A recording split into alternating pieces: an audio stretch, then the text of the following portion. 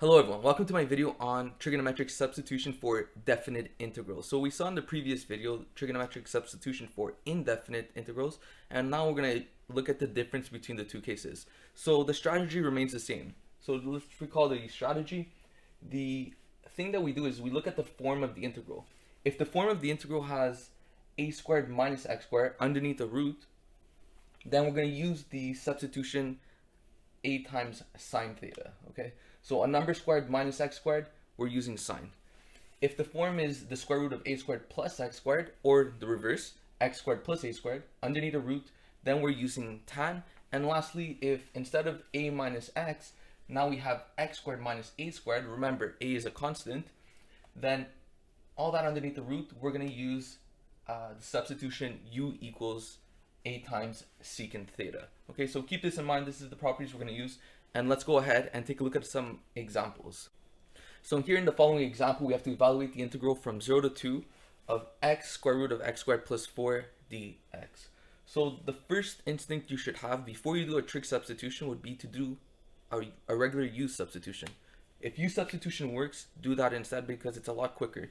So in this case here, the u substitution that we could use is u equals x squared plus 4, because its derivative is 2x and the x is sitting over here in the front, so it's going to eventually cancel. It's off by a constant, so cancel with this x and you'll be able to solve it in that manner.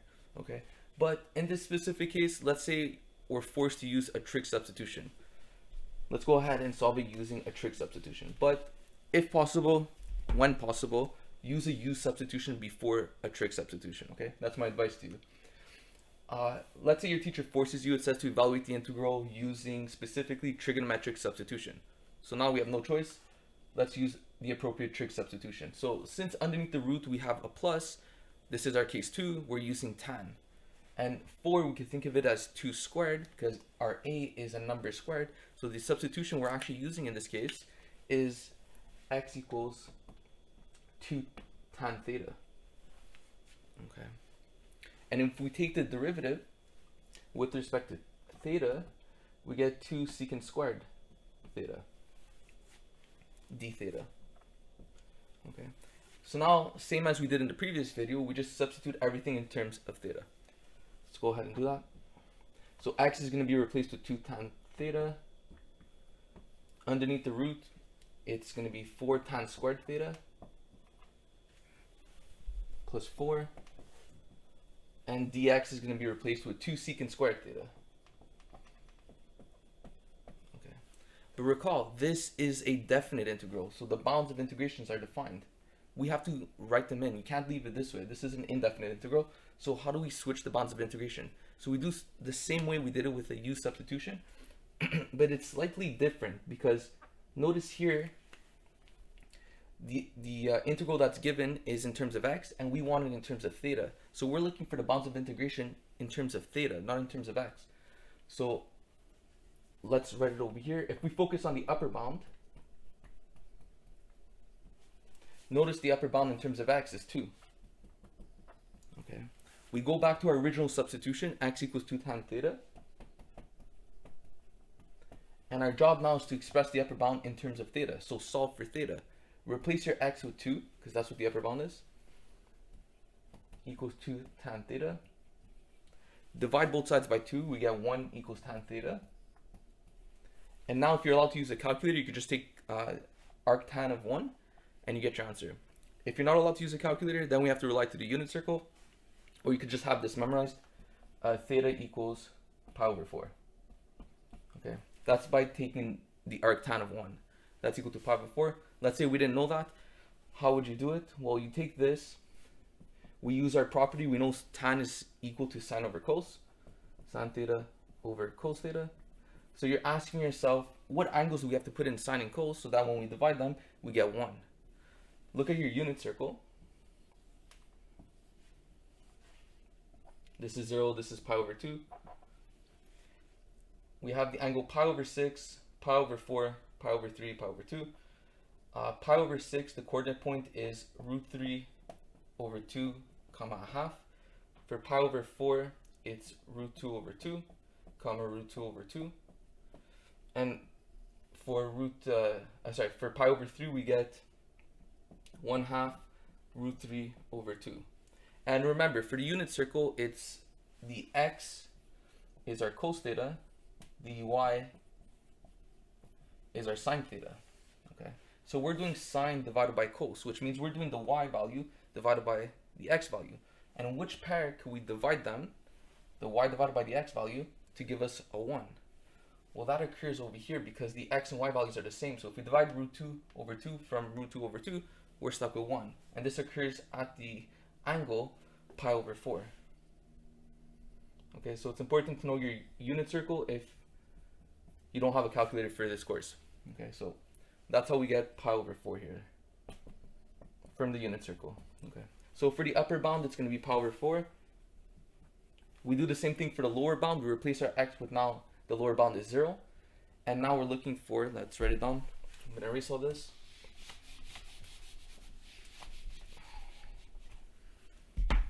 So the lower bound, x equals 0. We're going to substitute 0 into our bounds. Into our original substitution.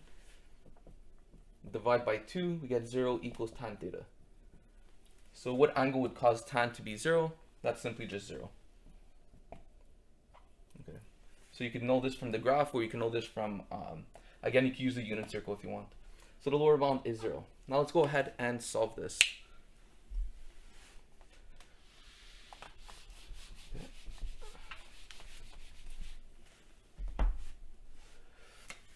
So if we factor out a 4 in here, if we focus underneath the root, we could factor out a 4, and we're left with tan squared theta plus 1. The 4 comes out as, well, the root 4 comes out as 2. We have a 2 over here. This is going to be a 2, and we have a 2 over here. Let's take them all out and write 8. 2 times 2 times 2. We have 8. Integral from 0 to pi over 4. We have tan theta secant squared theta. Let's write that. Tan theta secant squared theta. And inside the root, if I remove the 4, so I'm left with just root tan squared theta plus 1. And we know the property that tan squared theta plus 1 is equal to secant squared. So I'm just focusing underneath the root right now. And the square root of secant squared, we know is just secant. Okay, so focusing just on the root, I know that's equal to secant. So what we're left with is the integral tan theta. We have a secant squared here plus the secant here, so we get secant cubed theta d theta. Okay, so we're left with this integral. Just erase. Okay, so here, since tan is odd, we use our trig integration properties, and we save a tan secant. Okay, so we have 8 integral from 0 to pi over 4 tan theta secant theta times secant squared theta d theta. So I essentially just removed one of the secants, leaving me with a secant squared. And we're going to let u equal, not secant, we're going to let u equal secant. So we're applying a u substitution on this stage over here, because if u equals secant, the derivative of u is equal to secant theta tan theta d theta. And solving for d theta, we get du over secant theta tan theta is equal to d theta. So now we're applying an actual u substitution. This is equal to 8. Since we're applying a u substitution, we have to change the bounds of integration again. So secant of 0 is 1, and secant of pi over 4. I'm going to solve that, and I'll leave it as secant pi over 4 in just a moment, and then I'll solve it. But completing the u substitution, tan secant we leave. This is what we saved. The secant squared we substituted using the u, so we get u squared, and d theta we substituted using du over secant theta tan theta, causing the secants to cancel, the tan to cancel, and we're left with just the u squared. Okay, so this is equal to 8 integral 1 secant pi over 4 of u squared du. Solving this, we get 8 u cubed over 3, so it's just power rule here, evaluated from 1 to secant of pi over 4. Okay, so let's go ahead and see how we got 1 and secant pi over 4. I'm just going to erase up here and show you that. So let me take this out of the way. How did I know secant of 0 was 1? So secant of 0, because we're changing in this case the lower bound, we had a 0, so we substitute into secant, so we're left with secant of 0. How do we solve this? Well, use the property that secant is equal to 1 over cos. And we know that cos of 0 is just 1, so we get 1 over 1, which is 1. This was the lower bound, so secant of 0 is 1. Okay, using the same idea, let me again just give myself some room. Now for the upper bound, we have secant of pi over 4, which is equal to 1 over cos of pi over 4. Okay, and cos of pi over 4 from our unit circle, we know this is equal to 1 over 2 over root 2. Okay. Oh, sorry. Oh, my apologies. 1 over root 2 over 2. Okay. And then we take the reciprocal. So here we're dividing fractions, so you can think of it as 1 over 1. Whenever you have a fraction divided by a fraction, you flip the second fraction. Now we get our 2 over root 2. Sorry about that. Okay, so the upper bound here is secant of pi over 4. I shouldn't be writing this. I should be really writing 2 over root 2.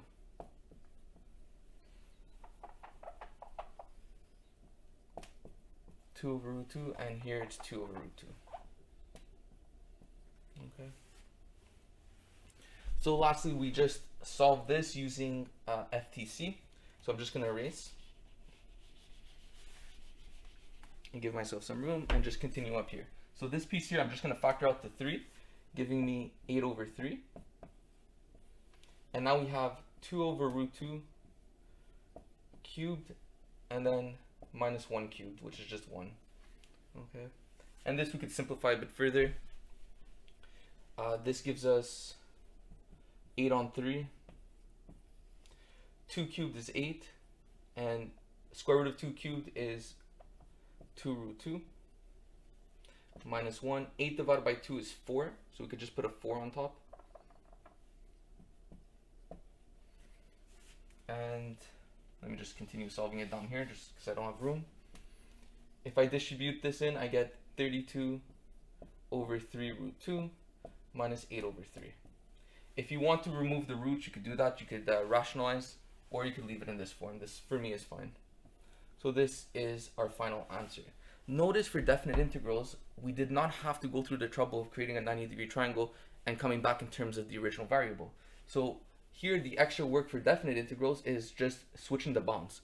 So instead of using the triangle, here we're just changing the bounds of integration, and then we just use FTC part 2 at the end, and then we're done. So we get a value as expected. Okay. So let's take a look at another example. So in the following example, we have to evaluate the integral from 1 to 2 of square root of x squared minus 1 divided by x dx. Let's go ahead and do that. So the first thing I notice is that a regular u substitution does not work, because if we let u equal x squared minus 1, the derivative is 2x, but the x is not on the numerator, it's on the denominator, so that will not cancel. The other thing is, let's do it using a trig substitution, and we have x squared minus a 1. So since it's x squared minus a number squared, we're using the substitution x equals 1 secant theta. Okay, so we're using secant in this case. This is case 3. Yeah. If we take the derivative of secant, we get secant theta tan theta d theta. And now let's go ahead and change the bounds of integration. So if we look at the upper bound, we have x equals 2. So substituting x as 2 into our equation, we have 2 equals secant theta. So what we're asking ourselves is, what angle could I put in as theta to give me 2 into the secant? Okay. Okay, so how do we do this? We write secant as 1 over cos. So this is the same as saying 2 equals 1 over cos theta. We do a bit of cross multiplication. Think of this as 2 over 1. Multiply the cos theta, the 1, divide by 2. We essentially isolate for cos, giving us cos theta equals 1/2. So multiplying the cos theta, dividing by 2, essentially, we get cos theta equals 1/2. Now we're asking ourselves, what angle does theta have to be for us to get 1/2? So if you have a calculator, you could just take cos inverse of 1/2, you'll get the answer. If you're not allowed a calculator, we have to resort to our unit circle. So looking at the unit circle, which angle causes cos, which remember, cos is on the x,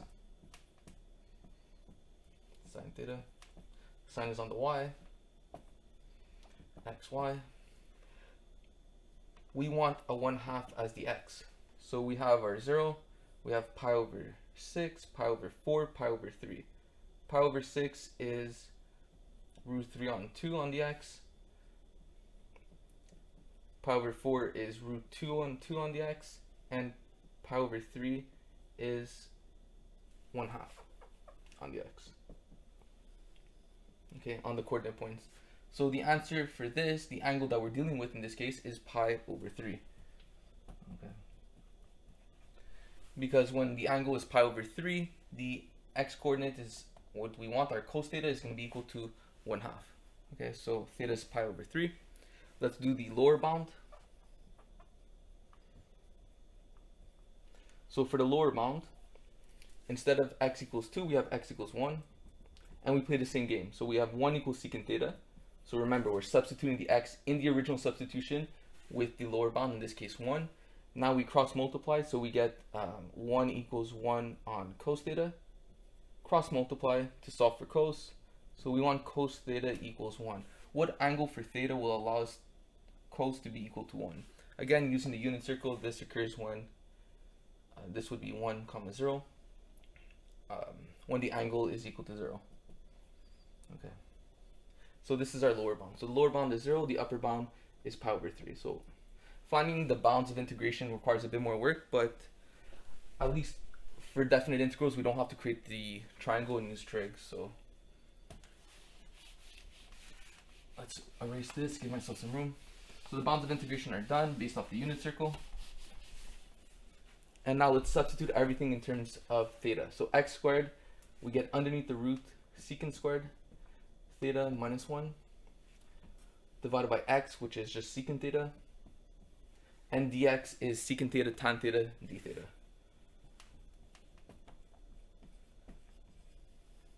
Notice the secant thetas cancel, and if I focus underneath the root, secant squared theta minus 1, we know this is equal to tan squared theta from our properties. Okay, so tan squared theta plus 1 is equal to secant squared, so that means if we bring the 1 over, secant squared minus 1 is equal to tan squared, and the square root of tan squared is simply just tan. So on the top, on the numerator, we have tan theta, and we have another tan over here, so we have tan squared theta from 0 to pi over 3 d theta. So now we have to integrate tan squared theta. Here's this.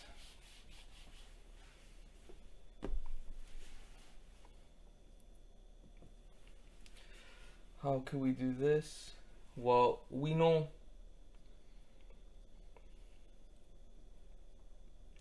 that secant squared theta equals 1 plus tan squared theta.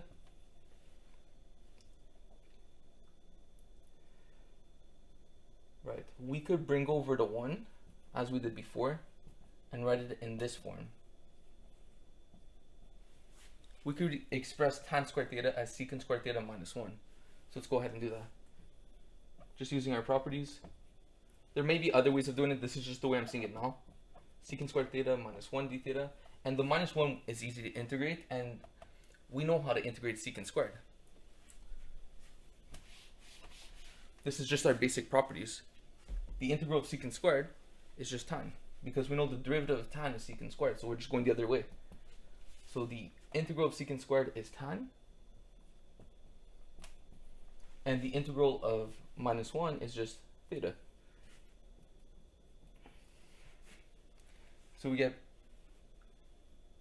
tan theta minus theta from 0 to pi over 3, and this is equal to tan of pi over 3 minus pi over 3. And then if we substitute 0, we just get 0. So minus the lower bound, but the lower bound is just 0, so we're just left with this. Tan of pi over 3, you can plug that into the calculator. If not, tan of pi over 3, you could switch it in terms of sine and cos. So sine of pi over 3. I would accept this, tan of pi over 3, but if you want sine of pi over 3 over cos of pi over 3, we could use our unit circle to simplify this a bit further. Sine of pi over 3 is root 3 on 2. Where could I write this? Let me write it here. Sorry, I'm going to the left. So sine of pi over 3 is root 3 on 2. And cos of pi over 3, we saw was 1/2. Minus pi over 3. We're dividing fractions, so we multiply by the reciprocal. So this is just equal to, sorry, I'm going to the left side. We multiply by the reciprocal, the 1/2 and the half, the 2's are going to cancel, leaving us with root 3 minus pi over 3. This is the final answer. Okay. Yeah. So let's go ahead and take a look at our final example. So here in our final example, we have to evaluate the integral from 0 to 2/3. And the integral we're dealing with is x squared divided by the square root of 4 minus 9x squared, all that dx. So pause the video, give this a shot, see if you're able to solve it on your own. Here, there's a bit of a trick. U substitution, I think, may work here. It might complicate our lives, or it might be easier, I'm not too sure. But let's go ahead and solve this using just a regular trig substitution. And since we have a number minus 9x squared, a number minus x squared, we're using sine. So let's go ahead and do that. I'm just going to manipulate the root to figure out what my a is. So the first thing we could do here is factor out a 9 because we want the x squared to be alone. So let's factor out the 9. Underneath the root, we could think of it as 9, 4 divided by 9 minus x squared. Right? So if we factor out a 9, we're left with 4 over 9 because if you distribute the 9 back in, the 9 would cancel, leaving us with the 4, which is what we want, and the 9 times negative x squared would give us the negative 9x squared. So this is fine. Okay, so the 9 could come out, the root 9 comes out as 3, and inside the root, we want something squared minus x squared. Well, 2 over 9, we can think of it as 2/3 squared minus x squared. Okay, and this is our a. Okay, so following the our strategy at the beginning of the video, our a in this case is 2/3, so that means the substitution we're using is x equals 2/3 sine theta. Taking the derivative, we get dx equals 2/3 cos theta d theta. Now let's substitute everything. So maybe let me just write this here in this form. We have x squared. I removed the 3 from the 9 that was factored out. Square root 2/3 squared minus x squared. So let me just write it like this, dx. And now I'm going to erase here. Now let's go ahead and substitute everything that we know. So since we're using a substitution, we have to change the bounds of integration. So the upper bound is 2/3, the lower bound is 0. So let's go ahead and do that on the side. Upper bound, I'll call it UB. Lower bound, I'll call it LB. UB, the upper bound is x equals 2/3. Lower bound in this case is x equals 0. We substitute that into our original substitution, x equals 2/3 sine theta, and replacing the x with 2/3, we get 2/3 equals 2/3 sine theta. Cross multiplying or solving for sine theta, we multiply both sides by 3 and divide them by 2. The 3's cancel, the 2's cancel, so we're left with 1 equals sine theta. And back with our unit circle, we have to ask ourselves what angle would cause sine to be equal to 1. There's many angles, but we're going to take the first loop, which is at pi over 2. Sine of pi over 2 is gives us sine equal to 1. Okay, so just based off our unit circle. And when is it equal to 0? So we substitute 0 into our substitution, replacing x with 0. We get 0 equals 2/3 sine theta. Multiply by 3, divide by 2, we get 0 equals sine theta. And again, based off our unit circle, on the first loop, this means theta has to be equal to 0. Okay, so the bounds of integration are going from 0 to pi over 2. Replacing the x squared with 2/3 sine theta, all that squared, divided by, we have a 3 sitting on the outside. We have inside the root, we have 4 divided by 9, and minus x squared, which is what we have up here. 4 over 9 sine squared theta.